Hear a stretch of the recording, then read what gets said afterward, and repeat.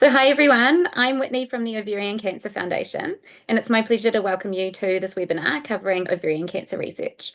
Our webinar tonight is on early stage research and will be presented by these three researchers here. After they've all presented, there'll be time to answer questions. So, if you're attending live, please submit your questions using the Q&A feature in your toolbar. You could submit questions at any point of the presentation, but we'll wait till the end to answer them. Please note this session is being recorded, so you'll be able to watch it again at a later date. So now I'll introduce Alicia, who'll introduce the webinar. Hi and welcome everyone. Thanks so much for joining us today for this very special webinar as part of Ovarian Cancer Awareness Month. My name is Dr. Alicia Didsbury. I'm one of the trustees for OCFNZ. I'm also a researcher at the University of Auckland, and I'm really proud to be hosting this discussion tonight on ovarian cancer research. We all know that ovarian cancer remains one of the most challenging cancers to diagnose and treat. And while we've made progress, there's still so much to do. And we've heard from you guys, our community, that one of the key things you'd like to hear more about is some of the up and coming research. So we've really tried to design today's session to provide some insights into the exciting research, while also trying to make it accessible and easy to understand. And relevant to all of you. So before we get going, I have a couple of really important points to make. So first up, the research that we're discussing today is what we call bench science. So these are really exciting new technologies, but they're really quite far from being implemented.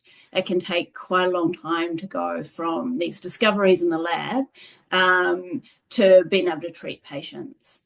And in a couple of weeks' time, we're going to have another conversation with a medical oncologist. And in that conversation, we're going to discuss clinical trials and breakthroughs that are much closer to being available. So if you can keep these things separate in your head, it makes it a lot easier. And second, as Whitney's already covered, while today's discussion is going to cover research and advancements in ovarian cancer, it's really for information purposes only. And while we're doctors, we're not those sort of doctors. So we can't provide medical advice. And if you've got any specific questions about your health or treatment options or diagnosis, then we really recommend that you get in contact with your healthcare provider. Those are just some of the housekeeping things, but things that we feel are really important. We don't want to mislead anybody. And so ovarian cancer research has led to a lot of really good improvements in patient care. And there are everything from biomarkers, which help guide our treatments, to targeted therapies that extend survival, but there's still a lot that we don't understand. Why some treatments work for patients, but not others, how we can harness some of the things within our own body more effectively, and how we can develop early detection methods. And today we're super fortunate to have a couple of amazing researchers with us who will be sharing some of their expertise on the different aspects of ovarian cancer research. And so we are going to be looking at biomarkers, we're going to be looking at targeting and molecular pathways, and Heather will go through that so it doesn't sound quite so foreign. And I'm going to talk to you a little bit about immunotherapy and how we can harness the immune system to target tumour. And like Whitney said, we'll go through some brief presentations and then we'll have a little bit of a discussion. So if you've got any questions, bang them in the chat and we'll try and deal with them at the end. We'd love to answer questions. And if you've had a chance to talk to any scientists, you'll know that we have a lot to say and we really love engaging with you. So I'd love you to put something in the chat. So first up, I'd like to introduce the wonderful Cherie Blenkiron. So Cherie is an associate professor at the University of Auckland. She's trained in genetics and cell biology in the UK before joining us here in New Zealand in 2009. She has a passion for identifying new biology and developing new technologies to use as future tests for gynecological cancer diagnoses. And Cherie is a wonderful colleague of mine, and we're really delighted to have her here. So Cherie, I'll let you take it away if you're happy to share your screen now.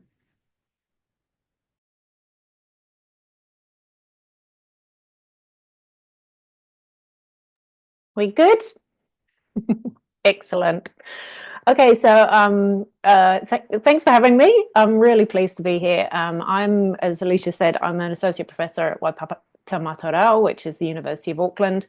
My background is in the understanding of genetics and actually understanding how cells go wrong in the process of developing cancer. And what I wanted to do was talk to you about some of the work that I'm really now focusing on, which is this idea of identifying new biomarkers and really I'm going to start by trying to break down some of the jargon that we use. So biomarkers are essentially, we break that word down, biological markers. And when we say biological, this is really investigating the underlying biology that's occurring in the cancer. So for example, cell growth and ability to move and metastasize. And marker, it's exactly what it suggests, is basically indicating the presence or the absence of something. And when I talk about markers, I'm really going to be focusing on the use of molecules. Molecules are the components of cells. And the two molecules that I absolutely love, Heather may disagree here because she loves something else called RNA, but the two molecules that I absolutely love are protein and DNA. And these are, the DNA is the recipe for the cell present in the nucleus. And what we find in multiple cancers is that the DNA recipe goes wrong. And these are called mutations. And I'll talk a little bit more about that. We can use those mutations to identify lots and lots of useful information, and Heather will cover a bit more. We can also look at the recipe, the product of DNA, which is proteins, and that's where my heart is. I love proteins. And one of the proteins that you may be very familiar with is called CA125, cancer antigen 125. This is a marker that is used and is probably the most familiar. These markers, these molecules, where do they come from? They're coming from either the cells, the cancer itself, or they can come from the body's response to the cancer being present. So, for example, molecules that are present on immune cells, and Alicia is going to cover some of that later. Then samples. I think about samples a lot. And when I mean samples, this is what are we actually testing for those molecules to be present. So we can have tissue samples. So tissues being biopsies, so papilles or core needle biopsies, FNAs, all the jargon that you'll hear clinically. We can also analyze surgical resection samples. But what I like to do is actually move away from the analysis of these tissues into more minimally invasive samples. And although, so for example, biofluids, blood, and although giving a blood sample isn't the nicest of things, it's, for me, much better than taking a papille biopsy or something more invasive. We can we're moving away, and research is really moving towards the idea of taking swabs.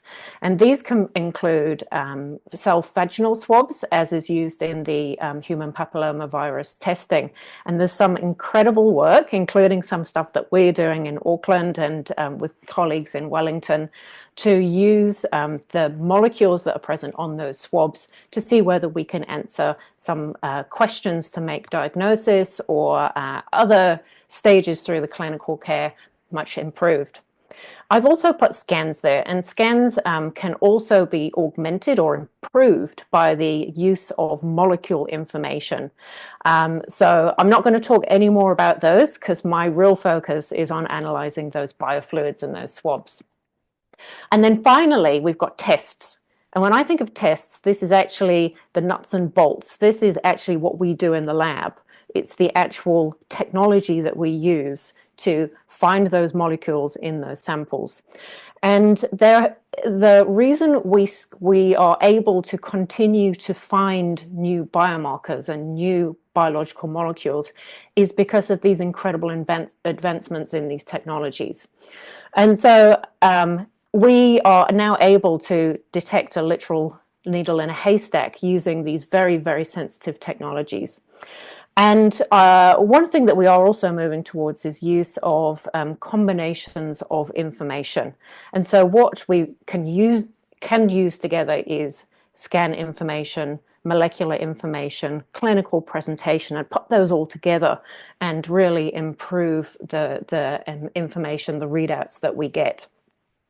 And I just wanted to show you one of the technologies that we are using for one of our swab-based assays here in New Zealand. And this is a technology that literally fits in the palm of your hand. This is a tiny, this is my hand, this is my hand. And actually I have a stapler here so you can actually see the size of this tiny technology. And this is a technology called sequencing. And we are able to analyze the DNA from our samples to look for errors and look for mutations using this tiny little stapler. This is a technology called Oxford Nanopore and was invented probably only around 10 years ago in Oxford. And it has the ability to read the letters of the DNA present in samples and really has revolutionized. You can see the size of it. Normally, we would use machines that are the size of a small car. They're quite big and they're millions of dollars. This costs $1,000. So this tiny, amazing piece of technology is really advancing what we can do both here and also actually in space. This thing has been sent to space. So that's what I mean by, so hopefully that's broken down some of the jargon that I'm going to be using. So the next thing I want to talk to you about is where do we use these new tests? At what point during that journey can we use some of these tests? So let me just skip the slides. There we go. So I've put together this little schematic. You'll all be very familiar with this journey through the clinical care. And I'm going to break down some of the points where we can use molecular information, these biomarker tests, to really improve the decision making as we go through. And we were discussing this a couple of days ago, and if you ask a surgeon, a pathologist, an oncologist, you name your clinical professional, what are the important points where we can use biomarker information to make better decisions? They will tell you all the way through this journey, and they will all tell you something that's very important to themselves. So we've got a lot of scope to really use these amazing new technologies to improve decision making. So I'll just take you through this. First up, we've got screening. This is very early population-based screening. The one you're probably most familiar with, well, the two you're probably most familiar with are mammograms for breast cancer and human papillomavirus testing with self-swabs for cervical cancer. And these kind of screening tests, triage, they give a clinician a increased risk or increased likelihood of something being present. So for HPV, an increased likelihood of some abnormal cells being present in the cervix, and then those individuals will go for further testing. This requires extremely good, very, very, very high quality molecular assays, which means they are very, very, very sensitive and very specific for the condition that you're testing for.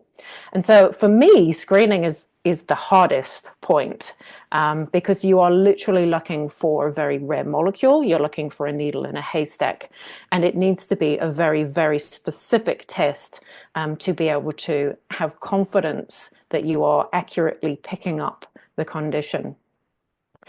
We can also have a slightly later stage and probably more common for detection and diagnosis, which is the appearance of symptoms. And we all know that this is often the stage at which ovarian cancer will be diagnosed. However, we know that symptoms can be very broad, they can be non-specific, and we can have lots of challenges. And so applying some of these biomarker tests to women with similar symptoms can really help us to understand which cancer or benign condition or other condition is present. We then have the diagnosis stage, and this is really making that accurate diagnosis. Is it cancer? That's the first question.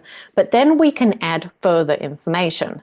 And so what subtype of cancer? So if we're thinking about ovarian cancer, there are quite a lot of differences in the treatment and the prognosis for high-grade serous ovarian cancer versus low-grade cancer. We can also talk about prognosis, so we can get prognostic information. And just to break this down, what this means is, what is the likely outcome for that patient without treatment?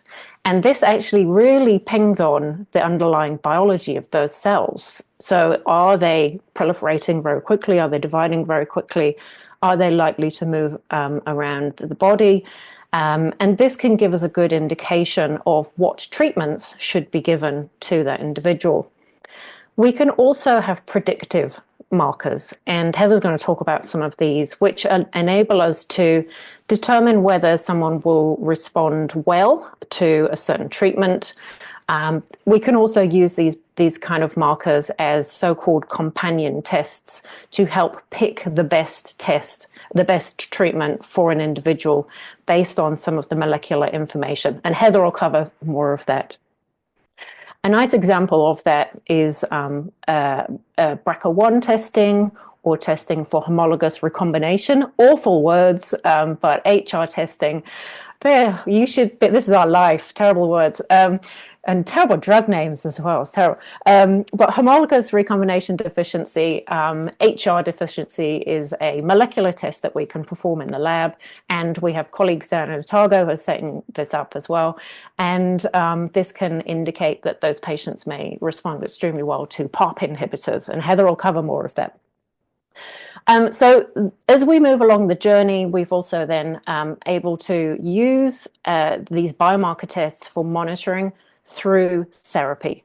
And this is where the minimally invasive samples really come to the fold, where if we can take multiple blood samples or multiple swabs, and they can tell us whether someone is responding to a therapy or whether unfortunately they are not responding and therefore should be moved on to another treatment that's going to be more successful.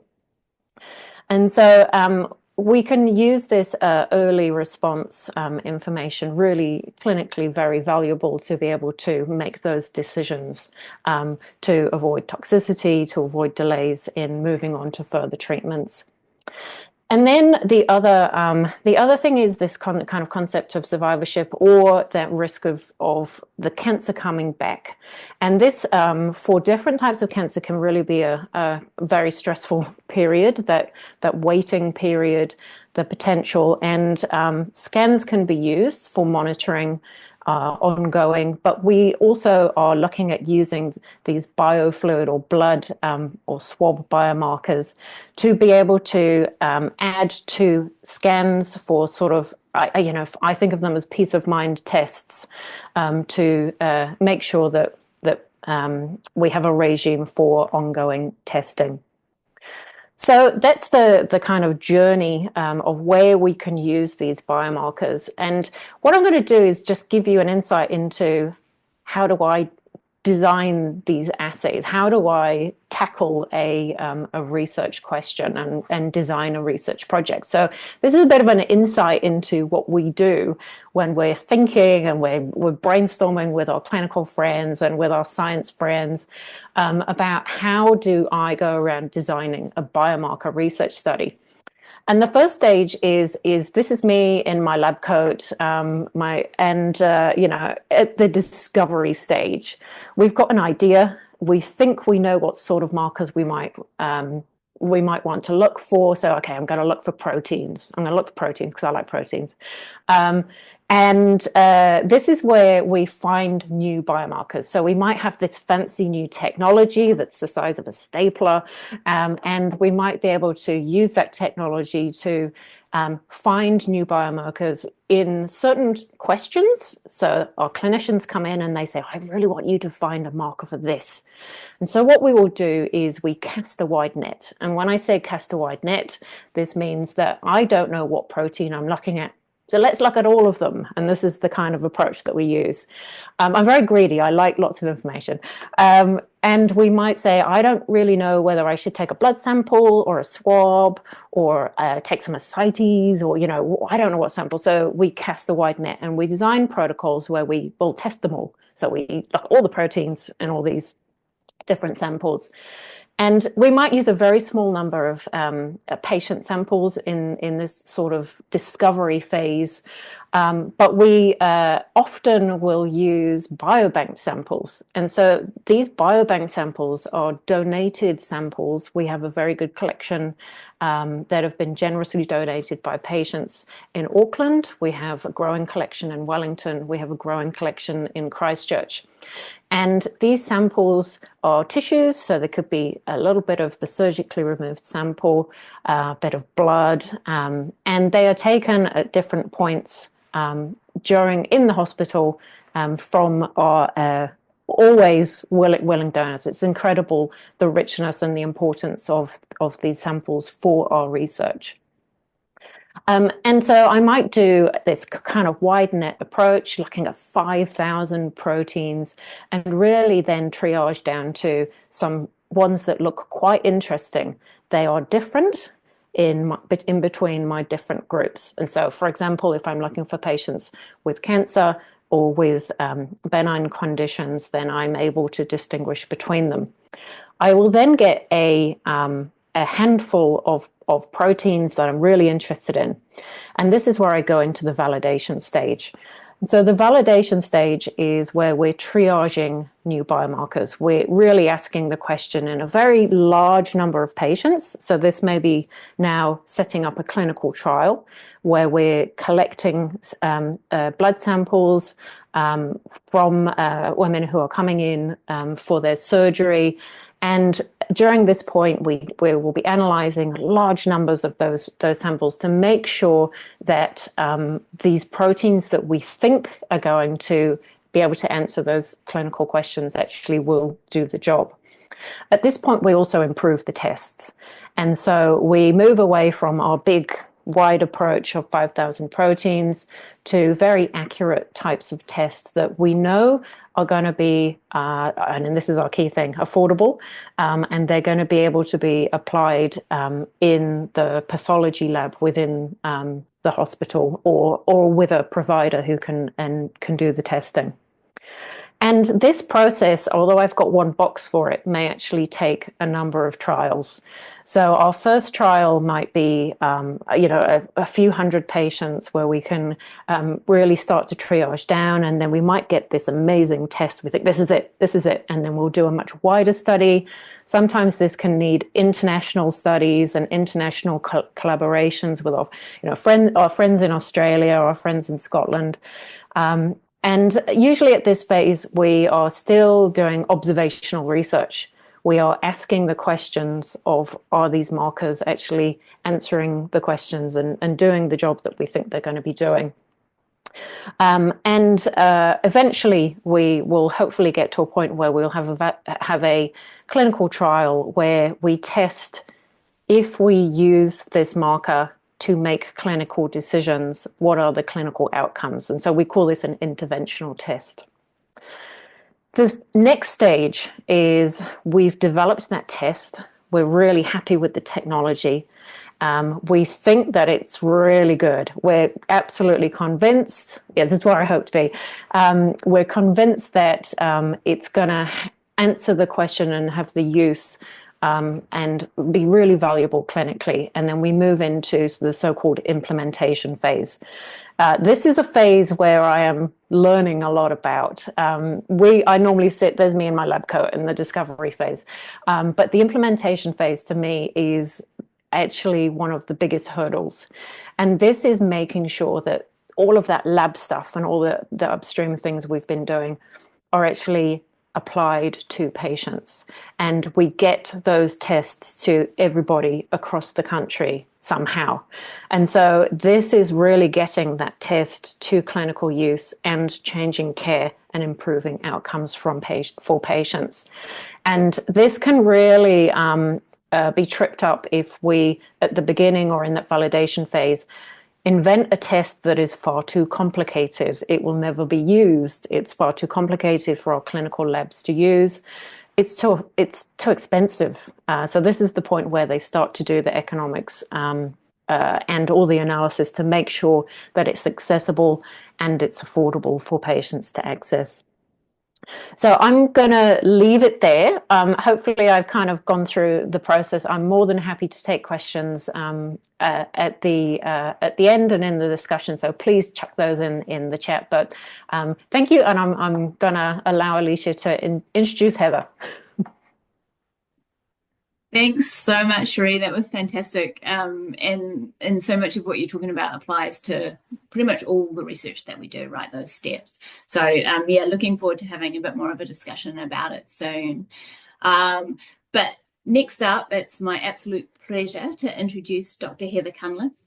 Heather is an associate professor in the Department of Pathology at the Dunedin School of Medicine, way down in Dunedin. She's received her PhD in biochemistry and molecular biology from the University of Otago and trained as a postdoctoral fellow at the National Human Genome Research Institute in the US. In 2004, she joined the research facility at the Translational Genomics Research Institute, where she headed the breast and ovarian cancer research unit for 10 years before returning home to the University of Otago in 2014. Heather, look, I'll let you take it away because you know your stuff best. Thanks very much, Alicia. Can you see my screen okay? Thumbs up. Great. So it's kia ora koutou, ko Heather Cunliffe tōku ingoa. It's my absolute pleasure to spend about 15 minutes telling you a little bit about what we know regarding some of the important molecular pathways in ovarian cancer that Cherie mentioned that I would do. I'll do my best, Cherie. And how this is helping us to guide treatment decision-making for ovarian cancer patients. And of course, like every scientist the world over, I'm really excited at the end just to spend a couple of minutes telling you a little bit about what we're currently working on here in Otago towards the end. So I firstly wanted to show you this slide, which really reminds me that leading on from what Cherie spoke about with the importance of biospecimens that are critical for what she's doing, I wanted to reinforce to you all the importance of your involvement, your physician's involvement in allowing this type of research to happen. So this sort of cycle diagram I'm showing you really starts with the patient and ends with the patient and their physician. So over on the right here, you can see a patient who is undergoing their diagnosis and therapy. And at that stage, this is where it's critical that the physicians that we work with may approach the patients and say, look, would you be willing as part of your treatment, if you have excess specimens that are not necessarily needed for your diagnosis, instead of them being disposed of, would you consider consenting for those to enter into the research cycle and continuum so that scientists like Cherie and myself and Alicia can start to unpack exactly what is the underpinning that could be driving the disease in these patients. However, it might not necessarily mean a direct treatment response in that moment, but what importantly will help inform future decision making for physicians from what we learn. So essentially, if a patient does consent to providing a specimen, they will then enter into the picture in the bottom there into the biospecimen processing and banking, and we have some pretty sophisticated operations happening in Christchurch and Auckland, as Cherie mentioned. Then we as scientists will put on our lab coat and generate the molecular data, correlate that with clinical information that we may hopefully receive from the patients, and generate informed decisions that we can then tell the oncologists how to further empower them for optimized treatment decision making with some of that biomarker knowledge. So this is really where we see personalized patient care at its best. And so this is really what we're all striving to do, but it wouldn't work without the involvement of patients, advocates, their families, and potentially sources of funding to get this biospecimens processed in an optimal manner so that they're of the highest possible quality. So having said that, just wanted to switch gears now and talk to you a little bit about some of the pathways or the biological pathways that are important in driving the behavior of ovarian cancer that we understand. And potentially the way to do that is to first understand what growth controls we would consider normal before we would then consider how are they becoming abnormal. So the normal cells in our body grow and divide. However, they may have controls on that growth. So the cells in our body will only grow when they're stimulated by growth factors and hormones and things like that, such as in wound healing or hormonal response in ovulation, that sort of thing. If the cell gets damaged, the molecular cell cycle or the cell division process stops, and the cells will then stop dividing until they've repaired themselves. Okay, repaired what the problem is. If they can't be repaired, typically a normal cell will undergo what we call programmed cell death, and it will be eliminated from the body as having an issue, and so it's eliminated. Okay.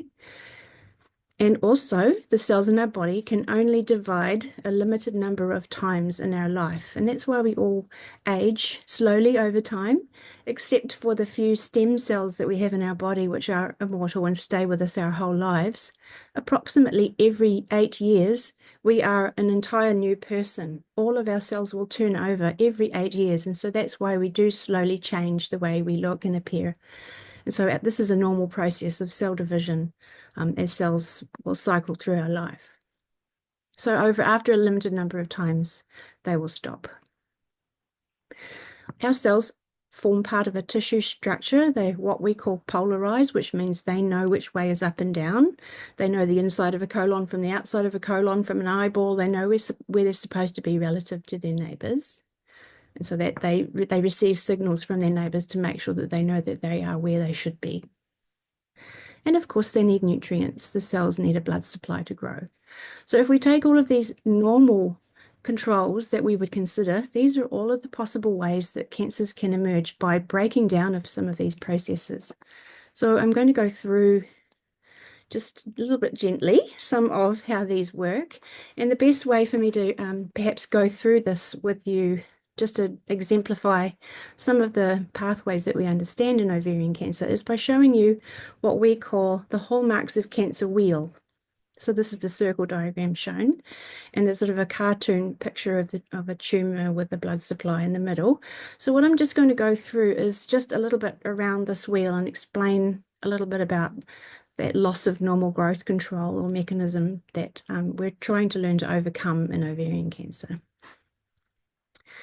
So in green here, this green arrow, sustained proliferative signaling, is the first hallmark of cancer. And this is where cancer cells are continuously stimulated by a growth factor, which could be a protein like Cherie's talking about, or a hormone. And I like to think of an analogy for this as you get in your car and you start driving and your accelerator pedal sticks on down to the floor. This is sustained growth that we cannot stop. So that's a bad situation. Some examples in ovarian cancer where we've seen the growth factors are stimulating things uncontrollably would be things like the EGFR, epidermal growth factor receptor, is a big jargony word to say that it's a growth factor that stimulates the outside of the cancer cell. And there's some pretty good drugs coming through clinical trials, particularly in breast cancer and lung cancer, called erlotinib, gefitinib, osimertinib, and those sorts of drugs, which we're considering may be useful in ovarian cancer in those patients that have their EGFR accelerator stuck down in their molecular makeup. So if we can test the biomarker to see that it's there, then potentially those patients may respond to that type of targeted therapy. Another one might be in this category, some of you may have heard about the folate receptor. This responds to folate, and most of you know about folate. There are inhibitors against the folate receptor, which is another accelerator of growth. And those drugs, such as mirvetuximab, are sort of tracking through clinical trials, haven't yet been approved, but we're watching this closely as an opportunity in ovarian cancer.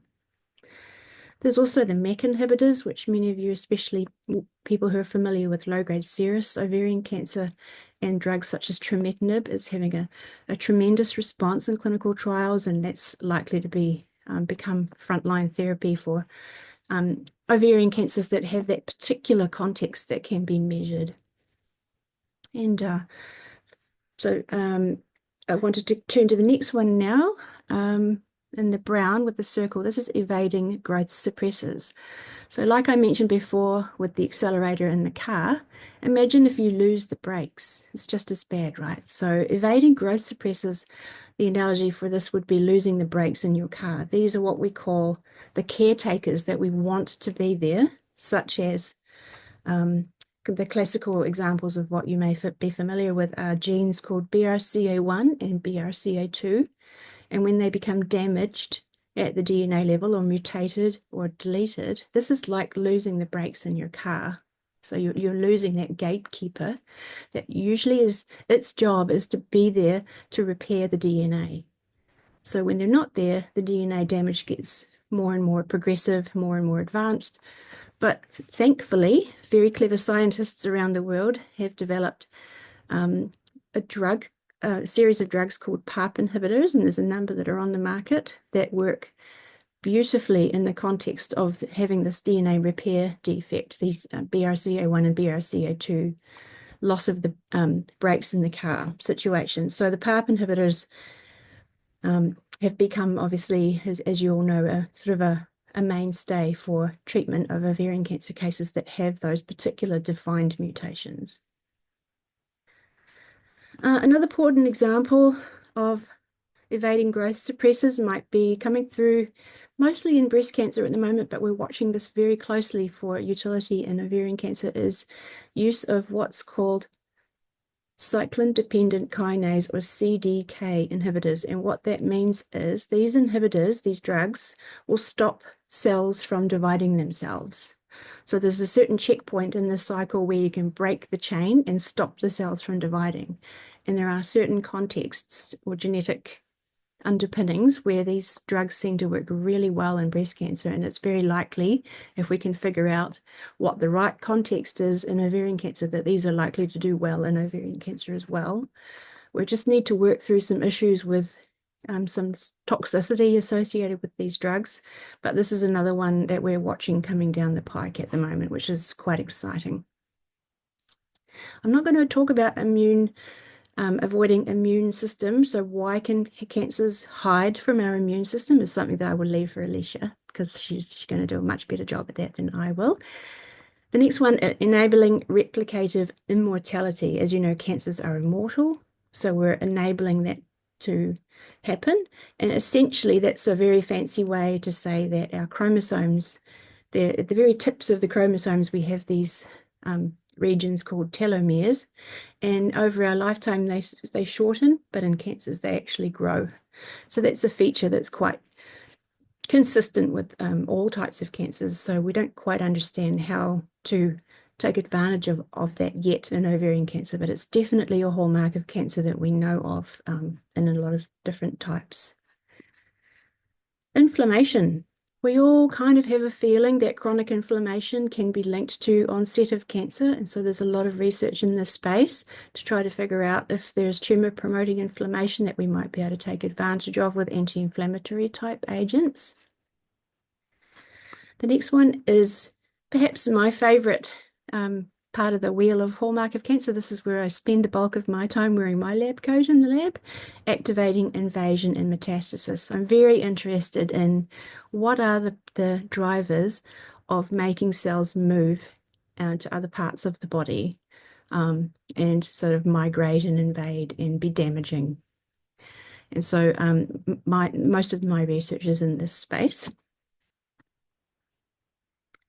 The next one, the red, is inducing or accessing vasculature. So what that means is tumor cells have the innate ability to secrete growth factors into the environment that induce the body to make new blood vessels, or neovascularization. They feed themselves and they can induce the formation of new blood vessels as they get bigger to grow. So of course we can try to take advantage of that by figuring out how they're doing it. And the molecules we know are things like vascular VEGF and VEGFR. They're fancy names of genes associated with, we know that this is the on-off switch for making new blood vessels. So some of the drugs that will target this pathway, VEGF, are things like bevacizumab or Avastin. So that stops the formation of new blood vessels. So some of you may have heard of that. So a little bit of a bugbear for me, the early trials of bevacizumab and Avastin didn't do well in ovarian cancer, and that's because they enrolled a number of patients onto these trials that did not have the presence of the VEGF marker that says I'm an angiogenic type of cancer. So of course, none of those patients responded to the bevacizumab treatment, and then the drug didn't get through phase 1 testing. And so the patients who did respond and would have benefited from it, everything was kind of diluted out by the fact that they weren't smart enough to enroll the right patients onto the trial so that the drug would become improved. So this is where scientists and drug companies can have a meeting of their minds to make sure they develop smarter clinical trials to use the Cherie type biomarkers to enroll the right patients onto the right protocol to receive the right type of targeted agent so that those drugs can get all the way through phase 1 testing and get approved. So this is something that we're trying really hard to work collaboratively globally to try to have sort of more intelligent clinical trial design so that more of these drugs can get through clinical testing quicker. Okay. Genome instability and mutation. This is a lot to unpack. There's so much in terms of potential DNA damage and instability of the DNA in these cancers that we're yet to understand. And there's many colleagues, including a very talented scientist that I work with down here in Otago, Dr. Magdalena Ratashka. She is working in this space at the moment to try to unpack this type of information. Resisting cell death. So there are a number of proteins that can stop a cell that would normally say, I'm damaged, I'm going to eliminate myself. The proteins that can become overproduced that say, I'm not going to allow that to happen, so that the cells kind of stick around when they should actually be dying. So there's a lot of research in that space to see if we can develop drugs to shut down those proteins to allow the damaged cells to undergo death. So as through part of that natural process that I was telling you about. And the last one there is deregulating cellular metabolism. Cancers are hungry. They like glucose and sugar.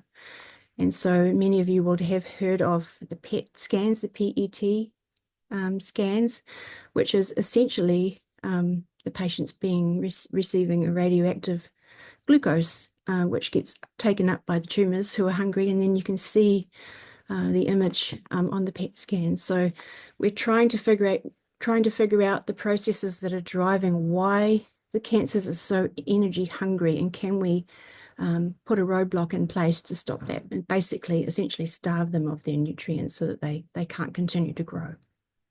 So that's our cancer wheel. So we've gone through what the normal controls are, and then how each one of those can be deregulated in ovarian cancer, and some of the emerging markers or proteins that are coming through in the ovarian cancer space, and together with that, some of the companion diagnostics and targeted therapies that we're bringing to bear to try to figure out how to intervene. So every individual patient will have a different change around this wheel, and it's really important that we profile everybody who has a cancer to try to figure out what are the molecular changes that are specific to that case, and therefore make an informed decision as to the right type of therapy that will be best for that individual patient. So no more throwing a dart at the board and not sure if it's going. We're trying to get those predictive and prognostic biomarkers that Cherie was talking about. So a more intelligent way to start treating patients is where we really need to be. So here is some cells that are moving in a dish. This is how I see cancer cells in the lab, that I then can grow them in this way and then decide on how I'm going to stop them from moving and migrating and metastasizing. So this is in 2 dimensions, of course, on plastic, but you can actually see that the cells are moving away from the central core, and they're dividing themselves. And so this is a model that we can use in the laboratory to then test our targeted therapies and our ideas. So we have a number of immortalized ovarian cancer cell lines in the ovarian cancer community that we can work with. So the aims of my lab are to understand what some of these pathways are that control cancer cell spread. So what stops them from doing this? Can we figure that out? And also those companion diagnostics to measure what are the active pathways in that cancer wheel I just showed you and predict which sensitivity that particular cell might have to a type of targeted therapy, whether it be a growth factor inhibitor or a folate receptor inhibitor or a PARP inhibitor, etc. Ultimately, we want to improve therapeutic management on a case-by-case basis and improve survival for all of our patients with ovarian cancer. Here's just a couple of the students in the lab from about a year ago who are working diligently. I also wanted to mention just a couple of things that we have going on in the lab. I've been privileged to work with Jane Ludeman in a low-grade serous consortium that Otago has joined, which involves a number of different very clever scientists in a number of countries. And so I'm sure you will have heard about that from the postings on the OCFNZ Facebook page.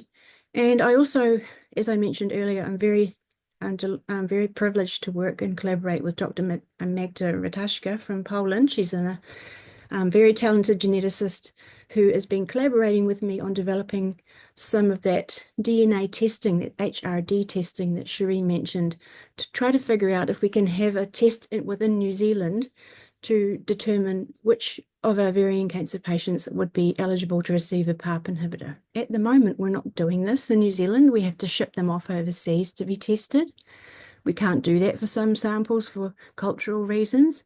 So everyone's being treated with PARP inhibitors, but unfortunately, patients who don't carry a BRCA1 or a BRCA2 mutation and receive a PARP inhibitor therapy can actually have some worse outcomes and worse side effects. So it's really important that we know not only who to treat, but who not to treat. So we really need to introduce this testing. So that's something that Magda is working on with me in the lab down in Otago. And it's involving some colleagues in Auckland as well. So this is my last slide. We're trying to identify how to match up the right patient with the right therapy and the same in the opposite as well. So it's not just based on the scan and 1 or 2 molecular tests.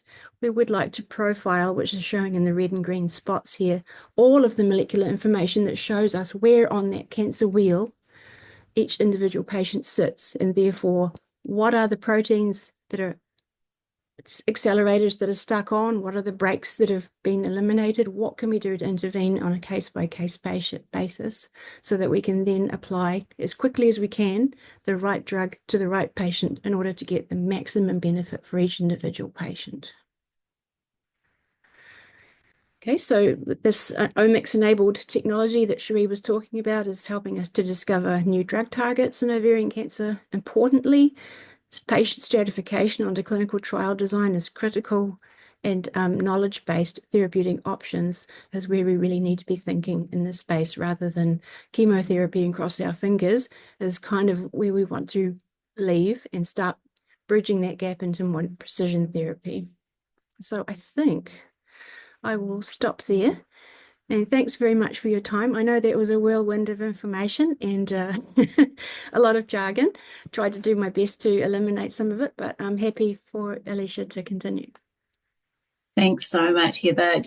It just reminds me whenever I hear you guys speak about how precision medicine is really the forefront of our goals and something that will really change the course of ovarian cancer treatment and prognosis for our patients. And it's such an important thing, and it's so amazing that we're having this opportunity to work together to try and progress that in New Zealand. It's actually really exciting. Okay, wait, I'm gonna quickly share my screen, and I'll just do that. So this is the point where I start to apologize, because here I'm going to introduce myself. I'm Alicia, as we heard earlier, but I'm actually not a cancer biologist. I'm an immunologist, and this is the bit that I have to apologize for, because pretty much traditionally everybody hates immunology. It's excessively complicated, and it's very hard to track, and it's very difficult to know what's up and what's down. But something that really I found amazing when I first saw it, and what has dragged me into this terrible field, is what I'm about to show you now. And this is a video of cells grown on a plastic plate. Now, the funny sort of irregular shaped ones are cancer, and in this case it's actually melanoma. And then what you're going to see is some little tiny guys zipping around, and they're going to attack the tumor. And so when I first saw this, actually as an undergrad, it changed my life, because here was suddenly a way where we could harness the body to basically attack and kill tumor. And you can see what's happening here. These flat cells are rounding up, they're turning inside out, they're really, really unhappy. And this is just because a couple of T cells have zipped around, crawled over them, realized that they're cancer, and decided to kill them. And this forms the whole basis of immunotherapy, which is something that you may or may not have heard about. I think most people are reasonably familiar with it in the context of melanoma, maybe less familiar in the context of ovarian cancers. So what is cancer immunotherapy? Really, really simply, and I will keep it simple, it's just getting the immune response to target the tumor. And okay, that's the easy bit, right? We can say, let's get the immune cells to target the tumor, but how do we do that, and how does that happen? And part of this is, again, like what Heather was saying, we have to understand what normal is to be able to understand the context in cancer. So basically, we have these cells in our body, our white blood cells called T cells, and they are designed to kill virus-infected cells. So basically, they crawl around the whole body, and if they find a cell that has a virus inside it, that cell that has the virus inside it is making all these proteins for the virus, not for the normal cell. And our T cells are able to recognize those proteins as not self. And this is one of the amazing things about the immune system, is that it recognizes what's us and what's something trying to attack it. And so in this case, it's virus, and our amazing little T cells will go, okay, you're not me, you're going to die. And then they kill it. And this is a really obviously useful and incredibly important evolutionary process that keeps us safe from viral cells. In some cases, it can work in cancer too, because we've already heard from Cherie and from Heather that cancer cells produce lots and lots of proteins that are not normal. We have lots of mutations, and some of those proteins are different enough from the original that our T cells can recognize them as not self. And so it's almost a happy evolutionary event that our cells, which are originally designed to be able to target virus, can in some cases target cancer cells. And this can be incredibly powerful, because these cells are able to circulate through the body. They're able to form memory, which means that once they've seen the cancer once, they can see it again and kill it again. It can reach distant metastases throughout the body, not just at the primary site, but all over the place, as long as there's blood flow. And one of the most powerful things is that these cells will target the cancer cell and not healthy tissue. And so this is quite a different idea than just throwing chemotherapy at rapidly dividing cells, or a sort of a blanket approach. This is incredibly targeted. And so another really important piece of the puzzle, and this might be something that you have come across, it might not be, is the idea of a tumor microenvironment. So Heather sort of touched on it, and so did Cherie, but within where our tumor is, there are all these other cells interacting with the tumor. And these could be immune cells, they could be blood vessels, they could be structural cells that are holding the whole thing together. And all of these impact how our immune cells interact with the tumor, how we can get drugs to the tumor. It also will impact whether or not our immune cells can even get into the tumor. So sometimes we have structural cells completely encapsulating the tumor, which means that the cells which ordinarily would be able to get in there and kill the tumor can't get in. And it also impacts some of the signaling molecules that happen within that space. So all of these things are a really important part of how we see what we call the tumor microenvironment. So basically just, all of the cells interacting with the tumor, but also how the immune cells are able to see and target out the tumors. And in ovarian cancer, we quite often find that tumor microenvironment is reasonably what we call immunosuppressive. It creates an environment where immune cells are inactivated or excluded, and that makes it really difficult for immunotherapy just to work. And so what we do in our lab is we study some of these immune microenvironments or tumor microenvironments using microscopy. So microscopy is a reasonably powerful tool for studying these relatively complex interactions at a cellular level. So we can use these images to look at where the immune cells are, where the cancer cells are, and some of the other components and how they all interact together.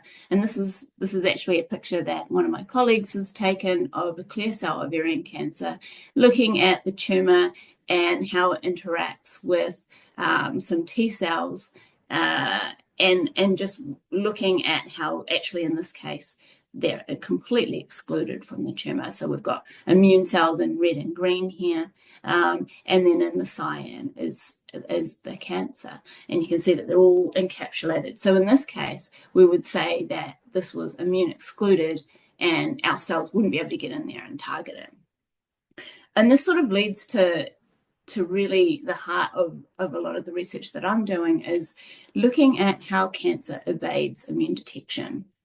Because if we can understand how it's evading that immune detection, then we can try and get around that in some way. And there are a couple of key ideas around this.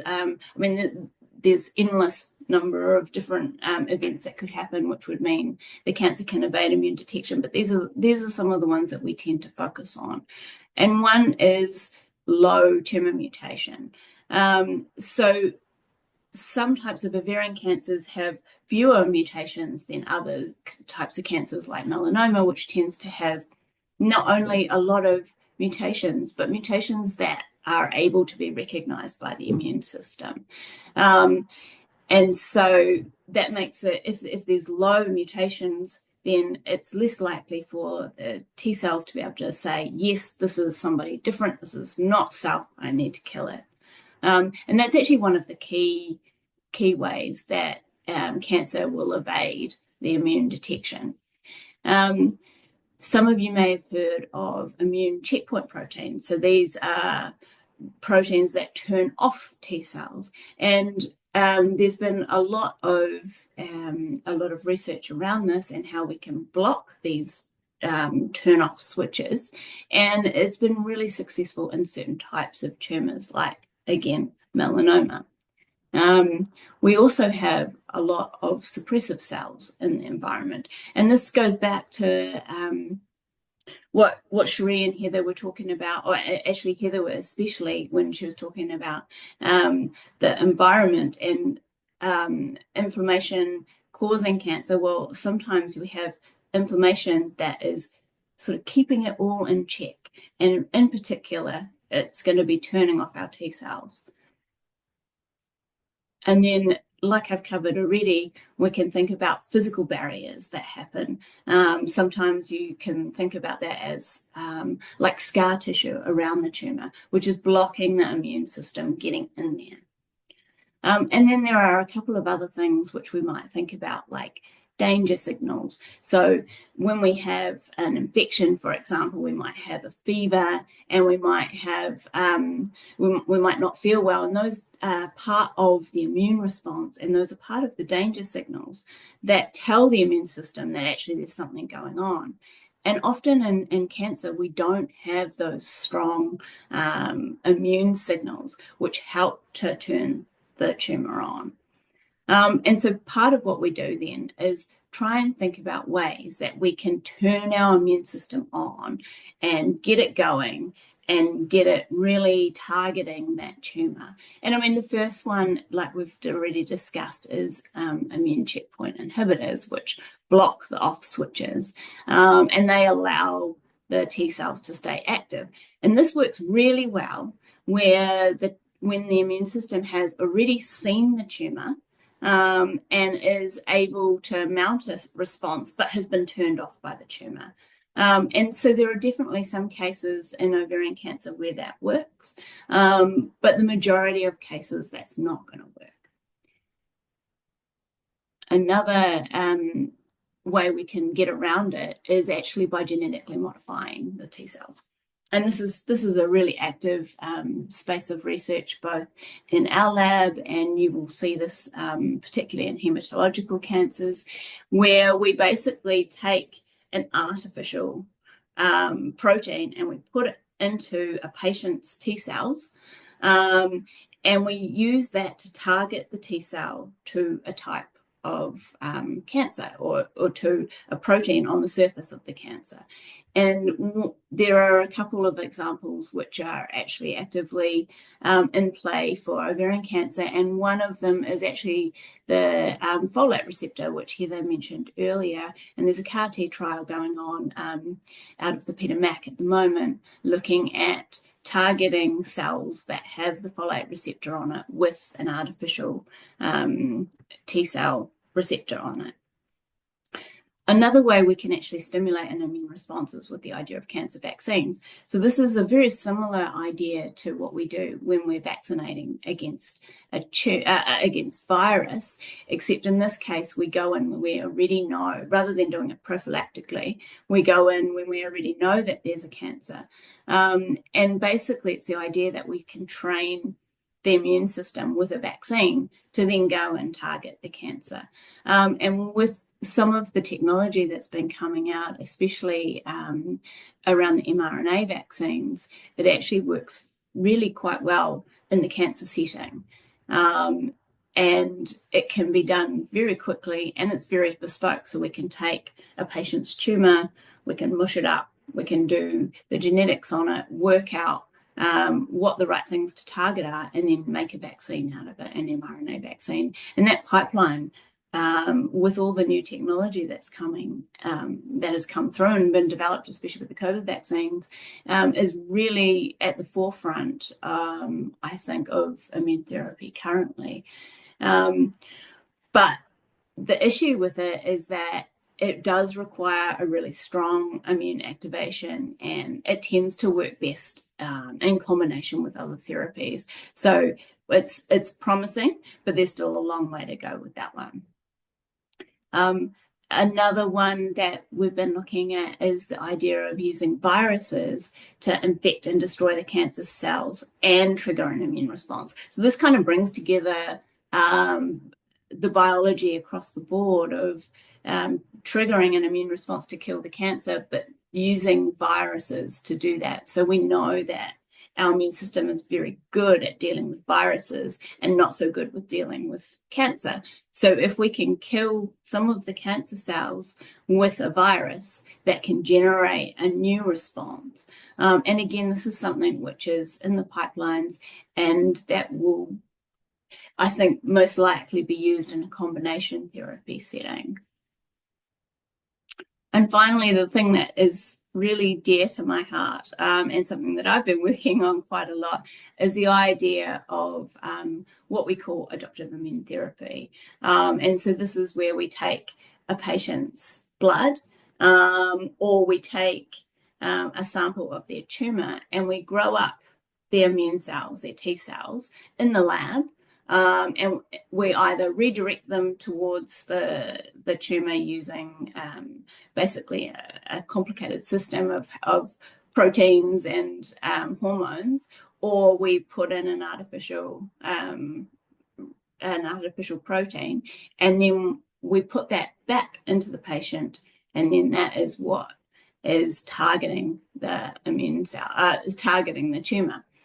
And again, this is this is a really exciting avenue of research, but it requires a really effective in-lab protocol. It requires a lot of immune support for the patient, and it can be quite tricky to make work well. And this is part of the challenges that we're facing with immune therapy, because while it's a wonderful, wonderful idea, everybody loves the idea of using your own body to target the tumor and only the tumor and not your healthy tissue. There's still quite a few things hoops that we have to jump through, if you like, before we get this working efficiently for every patient. And this is something that actually where we come across all the time is some of the challenges and limitations of this. The biggest issue with any adoptive therapy where we're taking immune cells out of the body and growing them outside and then putting them back in is going to be the cost. And it's incredibly not cost effective to do that, because we need to have it grown under extremely stringent conditions. We need to have huge amounts of infrastructure and logistical challenges to get everything working how it should be working. And that means that while these therapies are really exciting and potentially have huge impact, they're not going to be accessible for people. And this is my big bugbear, is trying to develop therapies which will be accessible for people, because what's the point in doing what we're doing if it's not? And then we come across the same issues that other therapies have, where there's going to be resistance and there's going to be relapse. And so we really need to understand the immune environment, the immune tumor interactions better, so that we can circumnavigate those resistances before they happen, or we need to have good biomarkers so that we can understand when a patient is going to relapse, maybe even prior to when it happens, so that we can build in new responses at that stage. And like I said previously, currently there's reasonably limited effectiveness in ovarian cancer, but this is a watch this space. And I think that down the track, this will have a huge amount of potential, especially for patients who have progressed on other treatments. And of course, one of the things that this does do is help to deal with some of the different subtypes, because what we'd be doing is we'd be targeting it to that individual patient, rather than targeting it to a group of patients. So it really comes back to that idea of precision medicine and just treating the patient in front of us, rather than treating the wider disease. And I think that I will wrap that up now, because it's really time for us to have some discussions, and I think we have quite a few questions to get through, and I just have to figure out how to get everybody back and stop my sharing. There we go. Okay. How's everybody doing in the chat? Have you got some questions for us? Because we covered quite a whirlwind of stuff. And we would love to chat about all of the things that we know about and want to share with you. So if you've got any questions, please do pop them in the chat so that we can. And at the moment, there's a couple in here. I don't know if you guys can see that. But Cherie, I think this first one was for you. What's the usual time frame to intervention studies, and how can this be sped up? It's a really good question, because we're like faster. Yeah, I mean, probably for any cancer type in the kind of discovery area, we, as scientists, we're very good at doing small studies, having these ideas, and then publishing a paper, and then moving on. And so maybe because that sensitivity of that test hasn't been, or the accuracy of that test hasn't been met. And so what we've actually got, and the same thing happens with therapies and drug trials, is we have a pyramid. So we have lots happening in, I'm trying to do the pyramid that way. No,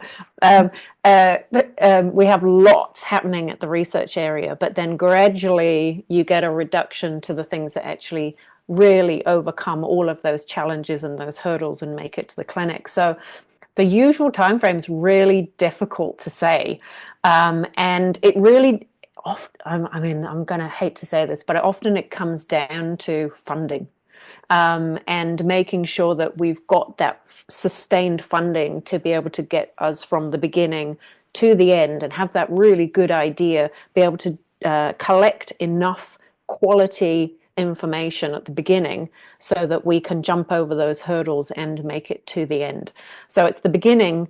It's the funding at the beginning, it's the maintaining that funding, and then it's also making sure that we are actively talking to the right people as we go along. So, making sure that we're talking to our hospital labs and really using tests that are going to be able to be used for patients.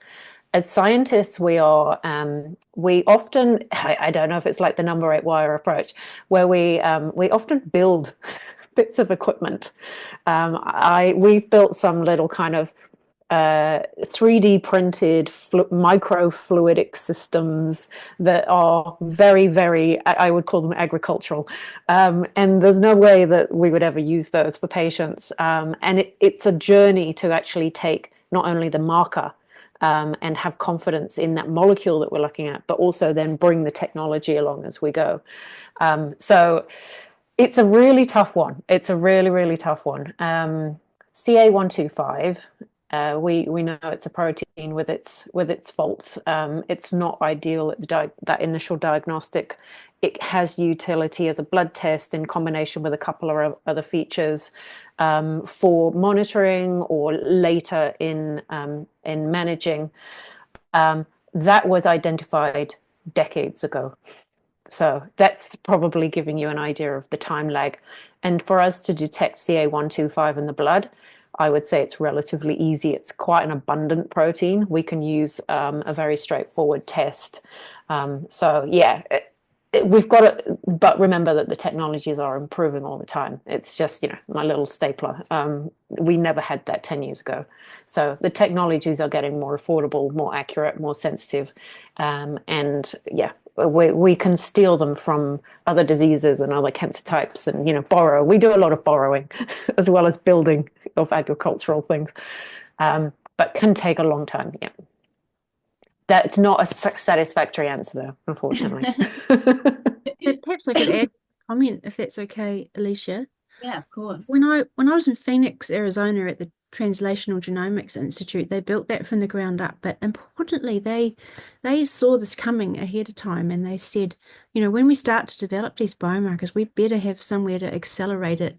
So they actually, in parallel, built translational accelerators like the Molecular Profiling Institute and the floor below us. That was basically an accredited, which would be similar to our New Zealand IANZ accreditation, but it was CLIA certified laboratory, esoteric reference laboratory that could work up bespoke markers very quickly. And it was heavily funded, and that's the only way that we could accelerate these biomarkers quickly. Otherwise, it's bootstrapping it in New Zealand, and we're just not competitive. And so that's why we need to work globally in order to accelerate these kinds of discoveries, by not just working within New Zealand, but reaching out to work with partners to get this to the finish line quickly. Yeah, it reminds me of a collaborator who's based in Brisbane. He did exactly the same thing on the smaller scale, and he started his research in identifying blood-based markers for diagnosing ovarian cancer probably about 2014. He's done those tiny start trials. He's moved into the next validation phase, getting his tests, but in parallel, he was making sure that those tests could be clinically accredited, and has set up a whole lab that we can use clinically at the same time. Huge amount of work, and that has all the international collaborations to be able to get that support. But he's got huge support from lots of funders for that as well. He's very charismatic, you can imagine. But I mean, I think this is a really important point, though, for all of our research, is that if we are focused on the idea of translating it, if we're really focused on our patients and getting our research out, then we can parallel process all of the different parts. But it takes a couple of people to stand up and say, hey, we need to do this, we need to prioritize this, and we need the funding for this. And you know, obviously pulling in our international collaborators as well. And it's an interesting idea to be trying to do that in our very limited setting here. And how do we navigate that? Like, you know, how are we really going to navigate that?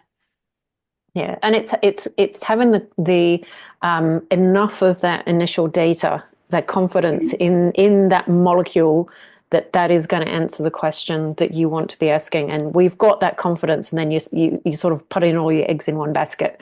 And you want to get it far enough that you're like, yep, okay, this is the one we're going for. And I would say for that one, we probably try another 100 in the lab. Hey, Heather, do we have VEGF testing for bevacizumab in New Zealand at the moment? Great question. I think I just saw that question come through. Yeah, it's really good. As far as I understand it, bevacizumab or Avastin is registered by MedSafe in New Zealand, but I don't believe it's pharmac approved yet. There's been some toing and froing with its approval in the States for breast cancer even. So the answer is it's available, but it needs to be self-funded at the moment. And as far as the VEGF testing goes, I don't actually know if that's something I don't know. It's not that I'm aware, but if I was a pathologist, I would be able to answer that question. Can I get that test done at one of the reference labs in New Zealand? And I'm sorry, I don't know the answer to that question. Yeah, I'm not sure either. Yeah, my gut says I don't think I've seen it. You know, I'm thinking about having looked at multiple reports, pathology reports, but I don't think I've ever seen it reported on. But don't take that as it's not done. The pathology labs across the country often offer different things as well, unfortunately. So in Auckland, I haven't seen it. Maybe that's something we can find out and get back to everybody on. Question. Yeah. So here's something which I think is really interesting, because we're talking about precision medicine. Why do some targeted therapies work for certain patients and not for others? Who wants to have a go? Well, I guess that can maybe takes me back to having a think about that cancer wheel. And if we get diagnosed with ovarian cancer of say a serous subtype or a mucinous subtype or some kind of histologic information in grade and stage, what we often don't have is that molecular piece to know where in that wheel we are fitting, to see what proteins may be overexpressed or missing that might dictate the success or failure of any given targeted therapy. So we're doing a pretty bad job of getting physicians to send these samples out for profiling, other than a few obvious things like BRCA testing and P53 testing and things like that, just to confirm what subtype the tumor might be. So we definitely could do a lot better in this space, and I think a lot of it all comes down to funding. But if we could do this in a smart way, like they do at places such as Vanderbilt and MD Anderson in Houston, where patients have that testing up front and they get the opportunity to opt out from having that profiling done, so that they immediately have that information at their fingertips to guide the oncologist to make the best possible decision really quickly. You know, we just, with the funding as it is in this country, we don't unfortunately have the opportunity to do that at the moment. There is a way to get some samples sent overseas for what we call Foundation 1 testing, and some of you may be familiar with that particular profiling approach. That can give you some a little bit of limited knowledge about some of the molecular changes that are really obvious that may be able to guide decision making. But again, that isn't automatically offered, and I'm not entirely sure how that's covered with funding either. So we're really on the back foot, unfortunately, in New Zealand, and we could definitely lobby whoever we can in the government to try to support more funding in this space, because you know, although ovarian cancer is not one of the high burden cancers like prostate, breast, and lung cancer, we really have not made significant strides in this space in New Zealand for quite some time, and we really need to bang on some doors in the government to try to see how that we can put more funding in this space. Absolutely, absolutely. It's my politician, rah rah. Yeah. The government. So, one of the things I was thinking about when we were building this is, how do we as researchers decide which pathways to target when we're developing our new treatments? So, where do we pluck these things from? Cherie, do you want to have a go? Well, I mean, I guess it's going back to Heather's wheel. It's using that biological information and then seeing where on the wheel. I mean, we're always learning, again, technologies and the advancement and the gathering of information, and share, really actually important to share it across the world. And so there's a huge amount of sharing these amazing initiatives like the cancer genome analysis. So TCGA is a way for all of us to gather and share information so that we can then start to dig through and look more deeply in huge numbers of patients. And then we can take some of these rarer subsets as well, so for mucinous, for example, and then find out more about the underlying biology. And so for me, it's sort of that combination of information and data that we can bring together, and then we can do even more intelligent mining. And this is, unfortunately, I hate to say this, but this is where AI can come in, in finding and mining information, so that we can pick out new vulnerabilities that we hadn't seen before, by sharing data. Yeah, that's I you can tell I love data. So that's where I would start with it. Yeah. No, you're right. The one great thing is that scientists are dumping ovarian cancer profiling information attached to clinical information into the public domain for Cherie and I and Alicia to grab, download, and say, oh, so that's what the profile of a VEGFR overexpressing ovarian cancer looks like. Yeah. Well, maybe if I had a patient with that similar profile, they also might respond to the therapy if that patient did. So that cycle of the continuum of learning is being enabled by the Cancer Genome Atlas data, so large scale data sets where there's tens of thousands of these profiles that are freely available, which is fantastic for us scientists. And we've got some PhD students doing their whole ovarian cancer research in silico, mining this information for making clever decisions of what we can test in the laboratory. Yeah. There's a huge amount of information out there. We're collecting more on a daily basis. These databases are growing, and I think it allows us to, if we've got that quality clinical information as well, then we can start to really dig into further questions and just learn so much more about the biology, things that we wouldn't even think about, like the involvement of the metabolism, the sugar eating cancer cells, and how that's switched. We hadn't even thought about. I mean, I'm really, everyone knows Alicia all know that this is my thing, but I'm really interested in the association of metabolic disease, obesity, diabetes, and the formation of gynecological cancer as well. And by using these data sets, we can sort of dig into that in looking at patients who have these comorbidities and seeing whether there are different pathways and different treatments that we could be giving those patients to improve response rates. Yeah. Do you think there's even going to be a role for AI in diagnosis? Oh, for sure. Yeah. Especially in the space. Wow, the imaging space is really getting quite hot. Yeah.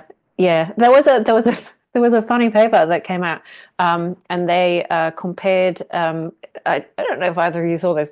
A pigeon with a pathologist, and they put the pigeon in a box and it would pick, and the pigeon was as good as a pathologist. I hear this from a pathologist who was like, look how good we are. But they are now, the original AI looking for shapes of cells was quite incredible. It did as well as a pathologist, and now just a year or two later, it is far better than a pathologist. It's just making sure that we've got that infrastructure available, and that the information is trained on enough images to make sure that we are, being able to accurately pick it out. But I wouldn't trust AI on its own yet, but it's being used to augment a lot of diagnostics.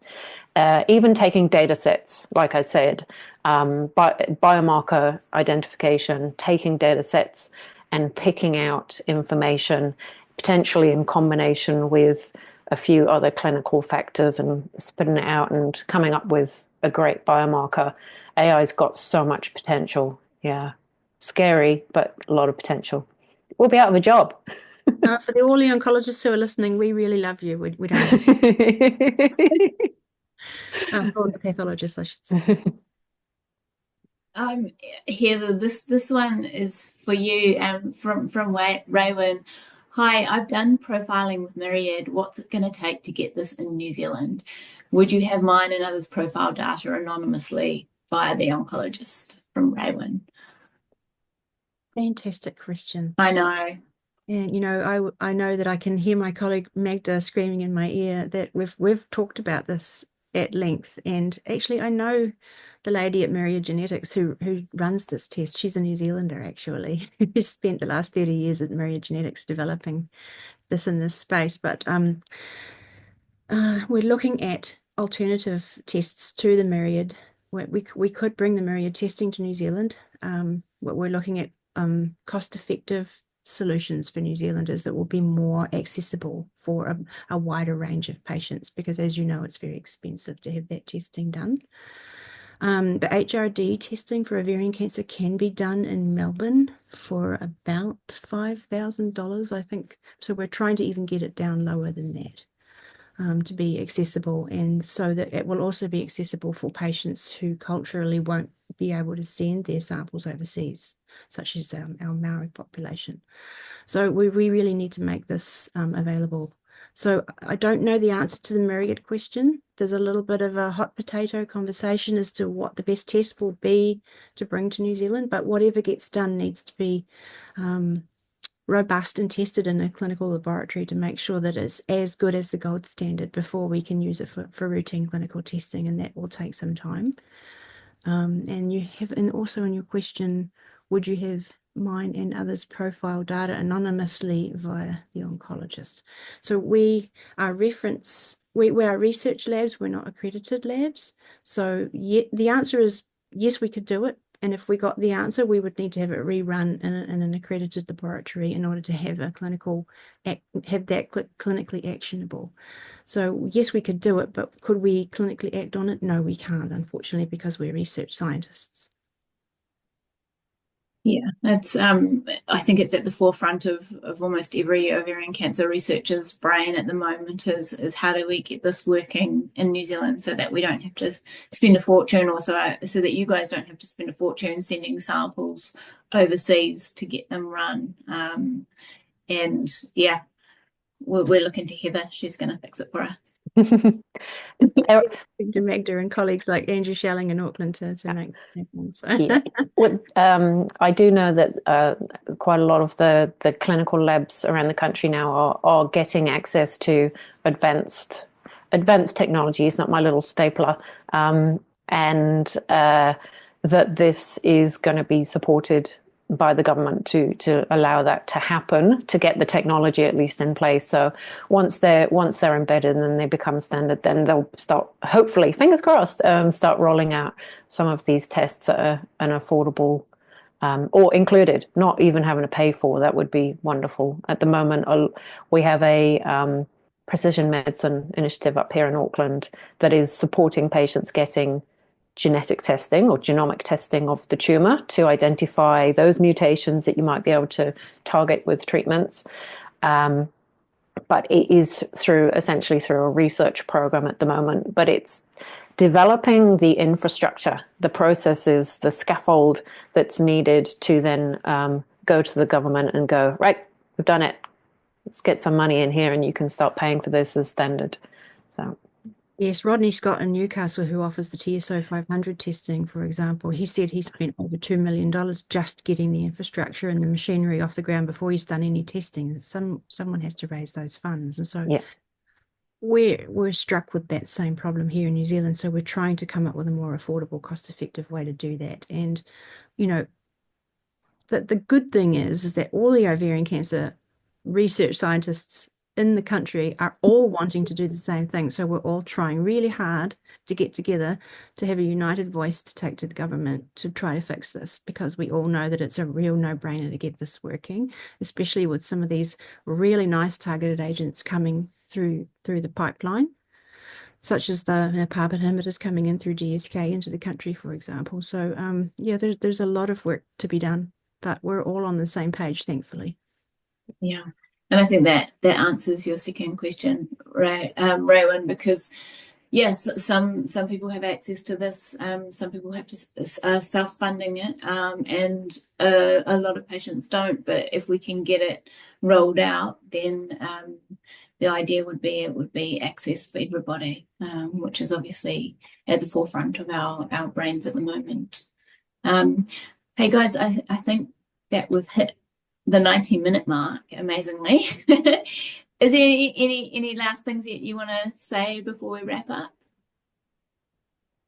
I just really want to thank the foundation for putting on this webinar. I guess as scientists we always love to talk, but we never get a chance to engage with patients and families and advocates. And so this was really special for me.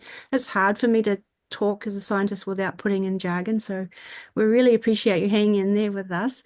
And we can't do our research without your involvement, you know, when you're working with your physicians to consider biospecimen donations and, you know, other opportunities as they arise. And so it really takes the whole community, patients, the physicians and their families and scientists to really resolve some really challenging problems in this space. And so we really appreciate the opportunity to do this. Thanks, yeah, and Heather. yeah, seconding Heather, I mean, I would just want to say that ovarian cancer research is being done here in New Zealand. And the great thing about this community, this research group, is we all know each other and we all interact with each other. We're very connected and we are really, as you can imagine, very strong advocates. And without that connection, yeah, we wouldn't be making the progress that we are. So yeah, these guys are amazing. And so everybody can see why I love these ladies. and we love our research community and working together. So thank you so much for having us tonight. I will pass over to Whitney to wrap everything up, but looking forward to another conversation very soon. And thank you guys again. Really, really appreciate you being here with us. Thank you. Amazing. Thank you, Heather. Thank you, Cherie, and Alicia. Thank you as always. And thanks to everyone who's joined us tonight. We'll get this recording on our website in the next few days, and we'll also send a link out via email. And just a reminder about our webinar next month around clinical trials as well. So thanks, everybody. Have a lovely night.